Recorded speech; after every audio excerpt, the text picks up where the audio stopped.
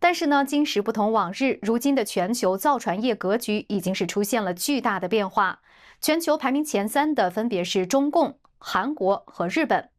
就拿去年的新订单来说呢，中共的份额是占了全球的2/3，约有70%，承接了1711艘船只的建造，是第2名韩国的4倍多。韩国的市占率才只有17%，日本呢更是跌出了10%以外了。但我们看到，光中日韩这3个国家就包揽了全球超过90%的船只产出。据称，中共呢现在的造船业就如同下饺子一般。中共官媒新华网宣称呢，上海长兴岛是最重要的造船基地之一，岛上的3大船厂平均5天就能交付1艘新的船只。当局宣称，上海3大船企在去年累计交船69艘，新接订单有128艘。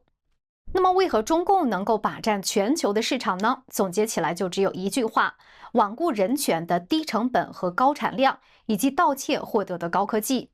因为没有人权、不环保，还有中共的补贴以及对外国公司的贸易壁垒，所以就可以达成低成本、高产量。而窃取知识产权、强迫技术转让，又让中共在造船业可以获得高科技。这可不是我说的呀，这是美国贸易代表办公室根据301条款对中共调查后发现的结果。